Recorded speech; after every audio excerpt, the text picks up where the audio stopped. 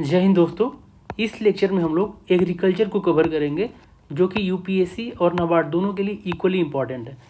तो देखिए हम लोग इसमें कैसे कवर करेंगे। पहले हम लोग क्रॉपिंग को देखेंगे, फिर सॉइल को देखेंगे, उसके बाद इरिगेशन को भी हम लोग इसमें डिटेल में कवर करेंगे। सीड्स के बारे में भी जानेंगे इसकी डिटेल को, और फर्टिलाइज़र, पेस्ट, सबके बारे में हम लोग डिटेल में देखेंगे। देख लीजिए इसमें हमने मैप को भी इंक्लूड किया है और कुछ फिगर भी इंक्लूड किया है ताकि आसानी से इसको फिगराइज किया जा सके। तो चलिए हम लोग इसको डिस्कस करते हैं। देखिए पहला जो टॉपिक है ना, क्या है, cropping season patterns and farming system है। तो देखिए जो क्रॉपिंग सीजन है ना, इसके 3 टाइप होते हैं, खरीफ हो गया, रबी हो गया और जायद हो गया। तो जो खरीफ होता है ना, इसको साउथ वेस्ट मानसून क्रॉप्स भी बोलते हैं, क्योंकि ये जो इसका सोइंग होता है ना, वो मानसून के टाइम पे ही होता है, जून और जुलाई में होता है। और इसका जो हार्वेस्ट होता है कब होता है, अक्टूबर नवंबर में होता है। और टेम्परेचर की कितनी आवश्यकता होती है इसके लिए, 24 से 30 डिग्री सेंटीग्रेड। और रेनफॉल जो है ना 70 से 90% ये रेनफॉल यूज करता है। इरिगेशन इसमें लो होता है क्योंकि बारिश होती है तो इरिगेशन का यूज कम होता है इसमें। तो इसमें हमारे एग्जाम्पल क्या हो जाएंगे, पैडी हो गया, मेज हो गया, कॉटन हो गया, सोयाबीन हो गया, ज्वार हो गया, बाजरा हो गया, ग्राउंड नट हो गए, शुगर केन हो गया, सब क्या है इसके एग्जाम्पल हो जाएंगे। आपको ये याद करना पड़ेगा कि पैडी कब खरीफ है कि रबी है, ये इससे क्वेश्चन आते हैं, तो ये आपको लिस्ट याद करना पड़ेगा। ठीक है, स्टेट वाइज भी देख लेते हैं। पंजाब हरियाणा में कॉटन हो गया, पैडी, इसको पंजाब हरियाणा में इसको शो किया जाता है। महाराष्ट्र में पैडी, कॉटन और सोयाबीन भी शो किया जाता है। और कर्नाटका में ग्राउंड नट्स और मेज ग्रो किया जाता है। तो आप स्टेट वाइज भी देख सकते हैं। मेन चीज़ ये वाला एग्जाम्पल जो है ना आपको रट लेना है, क्योंकि यहाँ से क्वेश्चन बनते हैं कि खरीफ में आता है कि रबी में आता है। और इनका टाइमिंग देख सकते हैं कि जून जुलाई में क्या होता है, इनका सोइंग होता है, और जो हार्वेस्टिंग होता है वो अक्टूबर नवंबर में होता है। अब देखिए रबी क्रॉप्स को देख लेते हैं। ये जो इसको विंटर क्रॉप्स भी बोलते हैं, क्योंकि विंटर में इसको सो किया जाता है अक्टूबर से दिसंबर के बीच में। और इसका हार्वेस्ट कब किया जाता है, मार्च से अप्रैल में। टेम्परेचर कितना चाहिए इसके लिए, 10 से 20 डिग्री सेंटीग्रेड। इसमें इरिगेशन की ज़रूरत पड़ती है, इरिगेशन मेजर सोर्स है इसका। ठीक है, इसके एग्जांपल देख लीजिए। व्हीट हो गया, मस्टर्ड हो गया, ग्राम हो गया, बार्ले हो गया, लिनसीड हो गया, पी हो गया और पोटैटो हो गया। तो ये आपके एग्जांपल, ये बहुत इंपॉर्टेंट है, यहीं से क्वेश्चन बनते हैं मोस्टली कि कौन से रबी क्रॉप हैं और कौन से खरीफ क्रॉप हैं। इसमें स्टेट वाइज देख लीजिए। यूपी पंजाब में व्हीट हो जाएगा, राजस्थान में मस्टर्ड और ग्राम हो जाएगा। अब देखिए जो जैद को देख लेते हैं। इसको शॉर्ट समर क्रॉप्स भी बोलते हैं, क्योंकि समर में ही इसको शो किया जाता है। इसका पीरियड क्या होता है, मार्च से जून होता है, रबी और खरीफ के बीच में। ठीक है, ये क्या होता है, हीट टॉलरेंट होता है। इसके एग्जाम्पल क्या हो जाएंगे, वाटर मेलन हो जाएगा, मस्क मिलन हो जाएगा, कुकुम्बर हो जाएगा, फोडर क्रॉप्स हो जाएंगे, बीटर गार्ड हो जाएगा। देखिए जिसमें मिलन आ जाएगा वो तो हमारा क्या होगा, जैद ही होगा। तो ये आपको माइंड में रखना है। ठीक है, वेजिटेबल्स भी इसमें शो किए जाते हैं इस सीजन में। अब देखिए क्रॉपिंग पैटर्न को देख लेते हैं। देखिए क्रॉपिंग पैटर्न में ना हमें ये देखना है कि कितने इसके टाइप होते हैं। एक तो मोनो हो गया, मिक्स हो गया, इंटर क्रॉपिंग हो गया, क्रॉप रोटेशन हो गया और रिले क्रॉपिंग हो गया। इसको हम डिटेल में देखेंगे। मोनोक्रॉपिंग क्या होता है, मिक्स क्रॉपिंग क्या होता है, इंटर क्रॉपिंग क्या होता है, क्रॉप रोटेशन क्या होता है और रिले क्रॉपिंग क्या होता है। तो देखिए मोनोक्रॉपिंग को देख लेते हैं। इसमें सेम क्रॉप को ना ग्रोन किया जाता है repeatedly on the same land. ठीक है, यानी बार बार उसी को ग्रो किया जाता है। इसका एडवांटेज है कि स्पेशलाइजेशन हो जाएगा उसमें, और डिसएडवांटेज क्या है कि जो सॉइल का न्यूट्रिएंट है ना वो ख़त्म हो जाएगा और पेस्ट क्या हो जाएंगे, बिल्डअप हो जाएंगे। इसका एग्जांपल हो गया, जैसे पंजाब में सिर्फ व्हीट ही बोया जाता है। ये आप इसका फिगर देख सकते हैं, सिर्फ एक ही क्रॉप को बार बार ग्रो किया जा रहा है, तो उसको क्या बोलेंगे, मोनोक्रॉप बोलेंगे। अब देखिए मिक्स में क्या है ना, इसमें 2 या more crops on the same land, 2 या 2 से अधिक क्रॉप को इसमें शो करेंगे। ठीक है, नो रो पैटर्न, इसमें कोई रो पैटर्न नहीं होता है, कोई पैटर्न नहीं होता है, ऐसे ही दोनों को शो कर देंगे। ऑब्जेक्टिव क्या है इसका, रिस्क मिनिमाइजेशन है।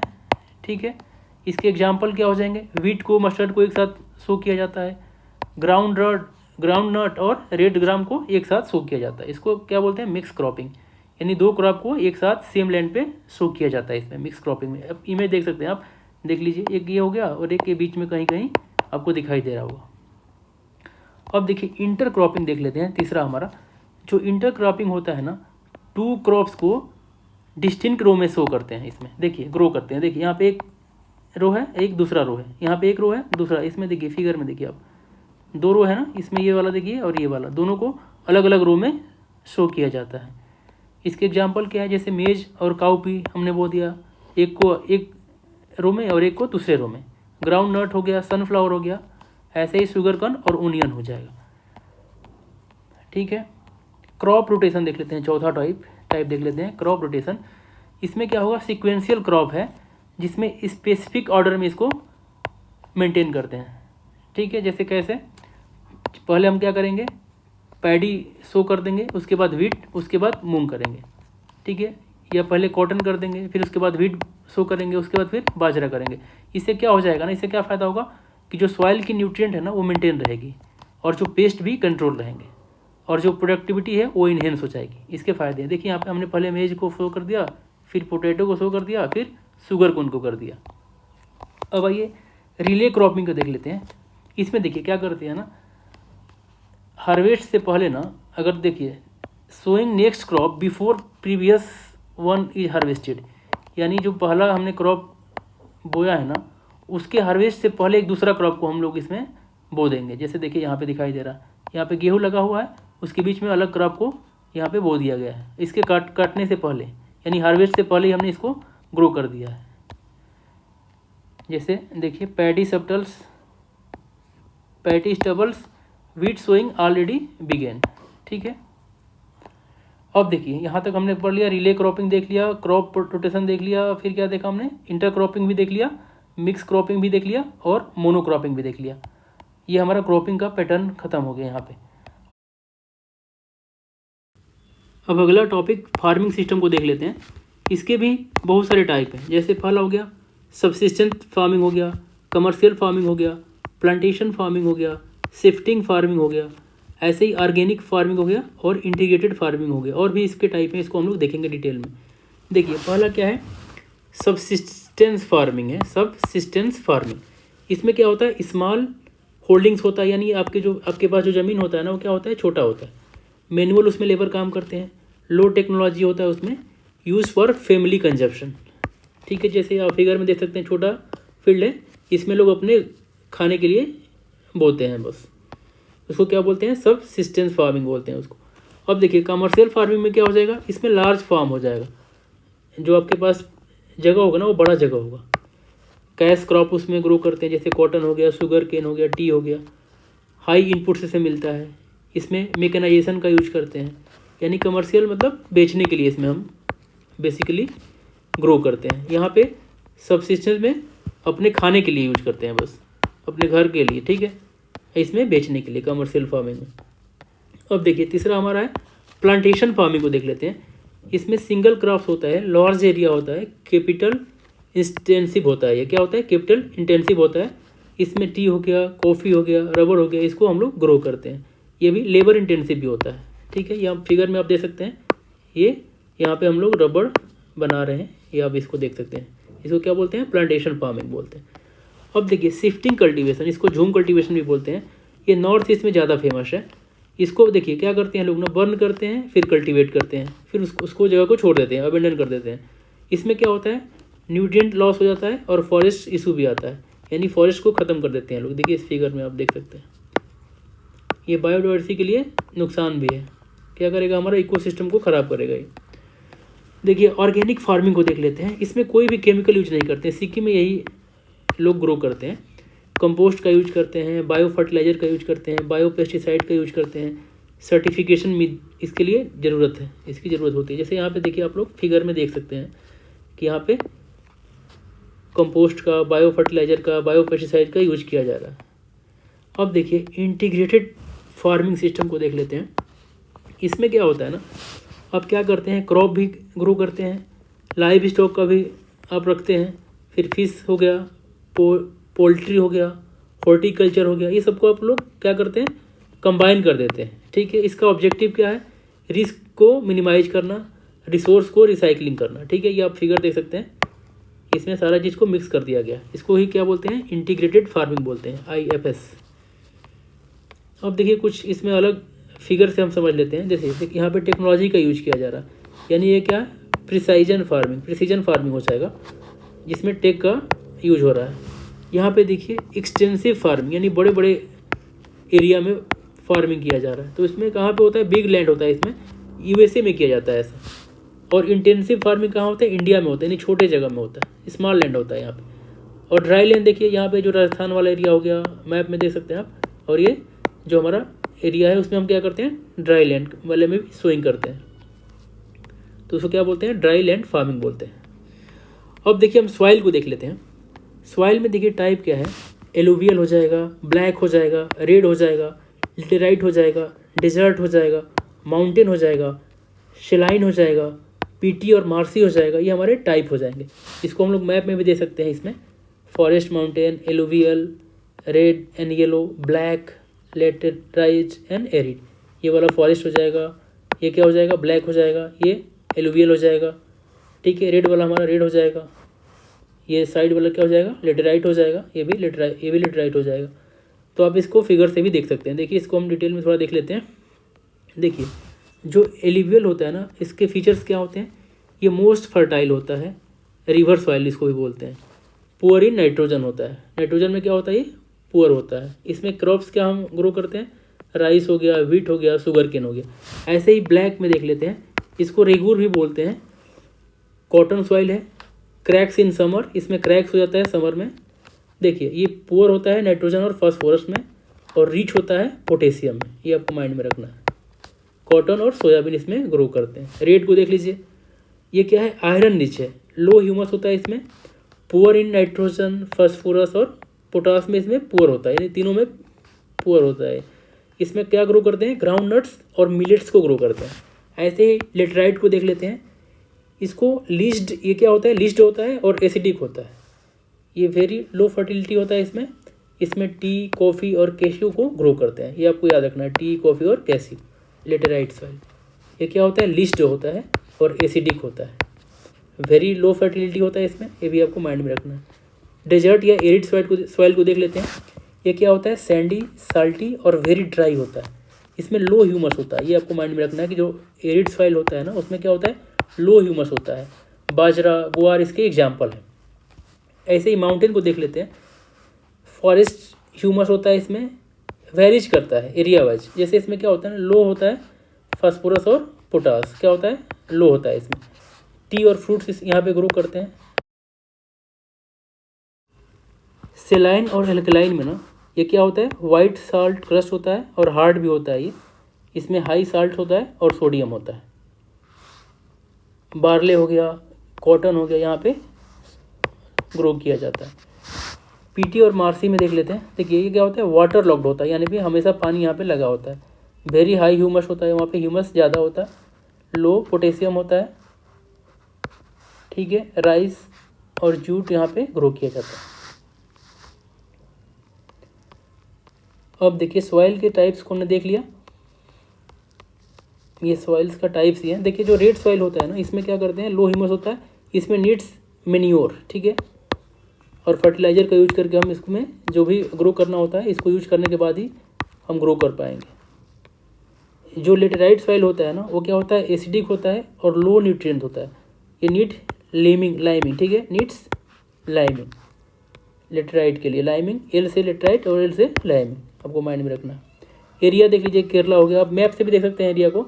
यहाँ से कर्नाटका, केरला, उड़ीसा, वेस्ट बंगाल, ये सब क्या है, लेटेराइट सॉइल के एरिया है। ऐसे ही सारा आप देख सकते हैं। हम देखिए सॉइल फर्टिलिटी मैनेजमेंट को देख लेते हैं। जो सॉइल हेल्थ कार्ड है ना, इसमें क्या हम मेजर करते हैं, पीएच को, ईसी को, एनपीके यानी नाइट्रोजन, फास्फोरस और पोटेशियम को मेजर करते हैं, और माइक्रोन्यूट्रिएंट को भी मेजर करते हैं, जैसे जिंक हो गया, बोरान हो गया, आयरन हो गया।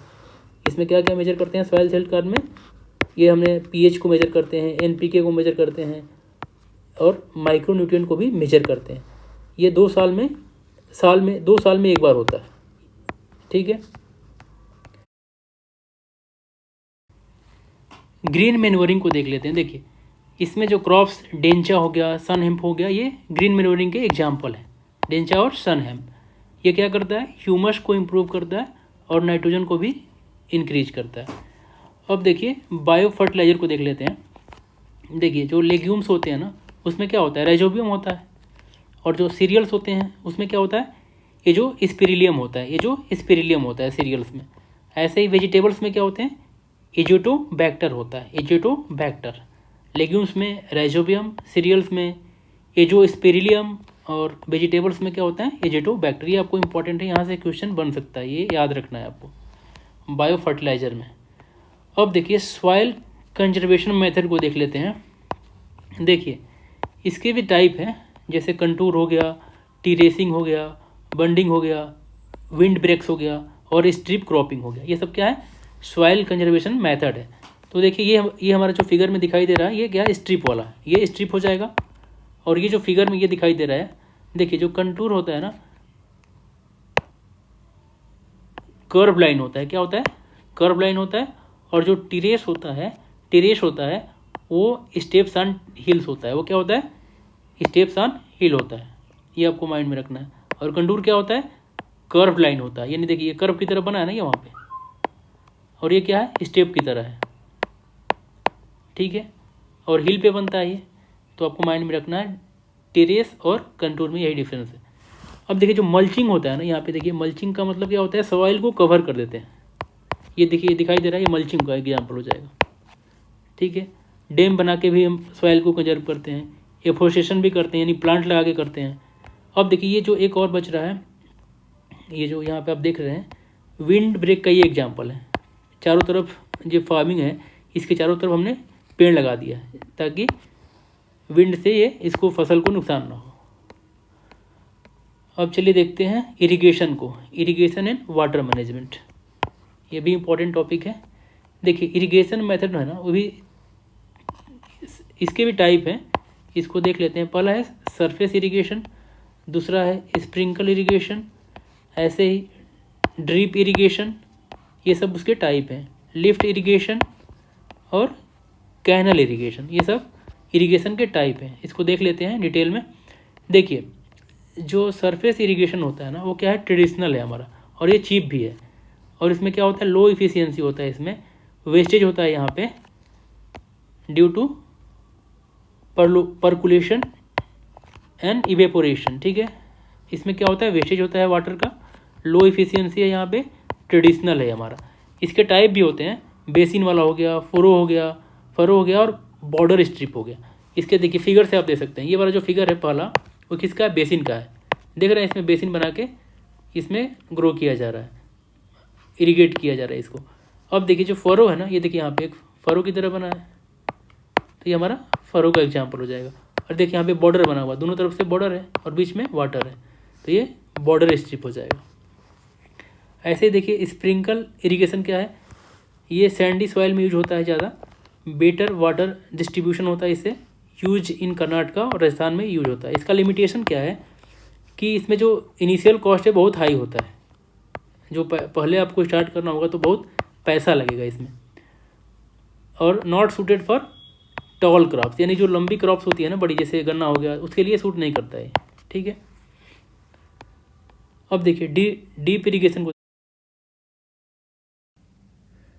ड्रिप इरिगेशन में वाटर को ना सीधे रूट तक सप्लाई करते हैं। जैसे मान लीजिए हमारा ये रूट है, तो इसमें क्या करेंगे, वाटर को डायरेक्टली यहीं पे सप्लाई कर देंगे, पूरे प्लांट में नहीं करेंगे, सिर्फ वाटर को रूट में ही सप्लाई करेंगे। ये क्या है, इफ़िशियंसी क्या है इसका, 90 से 95% इफ़िशियंट है। सोचिए, सेव करता है वाटर को, फर्टिलाइज़र को भी सेव करता है, यानी इसमें फर्टिलाइज़र का कम यूज करना पड़ता है। एक्सीलेंट फॉर ऑर्चर्ड्स, यानी फ्रूट क्रॉप्स के लिए क्या है, ये एक्सीलेंट है। कहाँ पे यूज होता है, क्रेप्स में हो गया, पोमीग्रेनेट हो गया या बनाना हो गया, यहाँ पे ये यूज किया जाता है इसका, किसका, ड्रिप इरिगेशन का। यानी ये ज़्यादा सबसे ज़्यादा इफ़िशियंट यही है, ड्रिप इरिगेशन क्या है, सबसे ज़्यादा इफ़िशियंट है। अब देखिए लिफ्ट इरिगेशन क्या होता है। जैसे लिफ्ट का मतलब क्या हुआ, यानी नीचे से किसी चीज़ को उठाना, तो यानी जो ग्राउंड वाटर है ना उसका यूज करना इरिगेशन के लिए। कैसे, ट्यूबवेल से, बोरवेल से, तो उसको क्या बोलते हैं, लिफ्ट इरिगेशन बोलते हैं।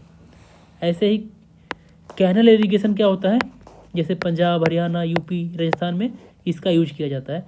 ये कंट्रोल फ्लो होता है, इसमें क्या होता है, कंट्रोल फ्लो होता है। जैसे हमने अभी देखा ना सरफेस वाले में, जो सरफेस इरिगेशन होता है उसमें कंट्रोल नहीं होता है, यहाँ पे कंट्रोल नहीं होता है। लेकिन जो हमने अभी कैनल वाला देखा, इसमें क्या होता है, कंट्रोल होता है। ठीक है, इसको कंट्रोल किया जा सकता है, यहाँ पे वाटर को सेव कर दिया जाता है। अब देखिए इरिगेशन वाटर क्वालिटी देखते हैं। देखिए इसी से क्या करते हैं ना, इसी से हम सैलिनिटी को वाटर की देखते हैं, और AR से सोडियम कंटेंट को देखते हैं वाटर में। ठीक है, इरिगेशन के कुछ स्कीम को देख लेते हैं। जैसे प्रधानमंत्री कृषि सिंचाई योजना है, इसके क्या कंपोनेंट्स है, ये इंपॉर्टेंट है, यहाँ से क्वेश्चन बन सकता है। जैसे हर खेत को पानी हो गया, पर ड्रॉप मोर क्रॉप्स, ठीक है, water set development, AIBP infrastructure project होता है ये। तो यानी इसके कंपोनेंट आपको याद करना है, हर खेत को पानी, पर drop more crop, water set, AIBP, ये सब क्या है, प्रधानमंत्री कृषि सिंचाई योजना के कंपोनेंट्स है। तो ये आपको याद रखना है चारों कंपोनेंट्स को। अब देखिए इसमें क्या देखते हैं, हम सीड्स को देख लेते हैं, सीड्स, फर्टिलाइजर और इनपुट मैनेजमेंट को देख लेते हैं। ये हमारा लास्ट टॉपिक है। देखिए सीड में क्या होता है ना, इसके क्लास होते हैं। पहला क्या होता है, न्यूक्लियस हो जाएगा, दूसरा ब्रीडर हो जाएगा, यानी न्यूक्लियस से ही ब्रीडर बनाएंगे, फिर ब्रीडर से क्या बनाएंगे, फाउंडेशन बनाएंगे, फिर क्या बनाएंगे, सर्टिफाइड बनाएंगे, यानी सीक्वेंस में ऐसे बनेगा। ये पहला जो होता है ना, जो न्यूक्लियस होता है वो क्या होता है, प्योर होता है वो। ठीक है, और जो ब्रीडर होता है ना, वो साइंटिफिक सर्टिफाइड सीड होता है, साइंटिफिक सर्टिफाइड सीड होता है, इसको गोल्डन टैग मिलता है। ठीक है, और जो फाउंडेशन होता है वो क्या होता है, बेस फॉर फार्मर सीड, इसको कौन सा टैग मिलता है, वाइट टैग मिलता है। इसको गोल्डन टैग किसको मिलता है, ब्रीडर को मिलता है, और जो वाइट टैग मिलता है वो फाउंडेशन को मिलता है। ठीक है, और सर्टिफाइड सीड को क्या मिलता है, इसको फार्म सीड भी बोलते हैं, और इसको ब्लू टैग मिलता है। सर्टिफाइड सीड को ब्लू टैग, फाउंडेशन को वाइट टैग, और ब्रीडर को गोल्डन टैग मिलता है। अब देखिए यहाँ पे मोस्ट इंपॉर्टेंट टॉपिक है, यहाँ पे सीड रिप्लेसमेंट रेशियो होता है, यानी इसको क्या बोलते हैं, percentage of area shown with certified seed, percentage of area shown with certified seed, इसको क्या बोलते हैं, सीड रिप्लेसमेंट रेशियो बोलते हैं। हायर अगर SRR होगा ना, इसका मतलब हायर प्रोडक्टिविटी होगा। हायर SRR का मतलब हायर प्रोडक्टिविटी, ये आपको माइंड में रखना। अब यहाँ पे फर्टिलाइजर को देख लेते हैं। NPK रेशियो क्या होता है, ये नाइट्रोजन, फास्फोरस और पोटेशियम। ठीक है, नाइट्रोजन क्या करता है, लीफ ग्रोथ में हेल्प करता है, फास्फोरस क्या करता है, रूट्स के लिए फायदेमंद होता है, और पोटेशियम क्या होता है, डिजीज रेजिस्टेंस करता है। ठीक है, यानी रोग नहीं होने देता है पोटेशियम। फास्फोरस रूट्स के लिए बेटर है, नाइट्रोजन लीफ के लिए बेटर है। अब देखिए यूरिया 46%, यानी इसमें यूरिया नाइट्रोजन कितना होगा, 46% होगा। मोस्ट कॉमनली यूज, ये सबसे कॉमनली यूज किया जाता है। डैप देख लेते हैं, इसमें देखिए NPK, ये जो रेशियो दिया है ना, ये NPK का है। N का मतलब नाइट्रोजन इसमें कितना है, 18% है, फास्फोरस कितना है, 46% है, और पोटेशियम कितना है, 0% है। हाई फास्फोरस, इसमें क्या होता है, 46% क्या है, फास्फोरस है डैप में। ऐसे ही मॉप को देख लेते हैं, इसमें 0 0 60, यानी कि 0 क्या है, नाइट्रोजन है, ये क्या है, फास्फोरस है, और ये पोटेशियम है। 60 क्या है, इसमें पोटेशियम है, पोटेशियम सोर्स है ये हमारा मॉप, डैप, मॉप और यूरिया। माइक्रोन्यूट्रिएंट्स को देख लेते हैं। देखिए अगर जिंक डिफिशियंसी होगा तो क्या होगा, खैरा डिजीज होगा राइस में। ठीक है, ऐसे ही आयरन डिफिशियंसी होगा तो क्या होगा, क्लोरोसिस होगा, क्या होगा, क्लोरोसिस हो जाएगा, और जिंक डिफिशियंसी होगा तो खैरा हो जाएगा। ऐसे ही बायो फर्टिलाइजर क्या होता है, जो बायो फर्टिलाइजर होता है ना, वो क्या होता है, नाइट्रोजन फिक्सिंग बैक्टीरिया होते हैं, ये इको फ्रेंडली होते हैं, और ये कॉस्ट इफेक्टिव भी होते हैं बायो फर्टिलाइजर। अब देखिए देख लेते हैं पेस्टिसाइड को देखते हैं। जो पेस्टिसाइड होता है ना, IPM इंटीग्रेटेड पेस्ट मैनेजमेंट कैसे करते हैं। देखिए इसमें किसका कॉम्बिनेशन यूज करते हैं, बायोलॉजिकल कंट्रोल का यूज करते हैं, मैकेनिकल कंट्रोल का यूज करते हैं, कल्चरल कंट्रोल का यूज करते हैं, और लिमिटेड सेफ केमिकल्स को यूज करते हैं। यानी biological control, mechanical control, cultural control और लिमिटेड सेफ केमिकल्स का कॉम्बिनेशन का यूज करते हैं हम, किसके लिए, इंटीग्रेटेड पेस्ट मैनेजमेंट के लिए। चलिए example of bio control agents को देख लेते हैं। जैसे देखिए ट्राइकोडर्मा हो गया, ये फंगल डिजीज से हमें बचाता है। एनपीवी हो गया, हेलिकोवर्पा हो गया, लेडी बर्ड बीटल हो गया, ये सब क्या है, बायो कंट्रोल एजेंट्स हैं। अब पेस्टिसाइड्स के टाइप को देख लेते हैं। जैसे हर्बिसाइड हो गया, इंसेक्टिसाइड हो गया और फंगीसाइड हो गया, ये सब क्या है, पेस्टिसाइड के टाइप्स हैं। तो चलिए इस क्लास में इतना ही।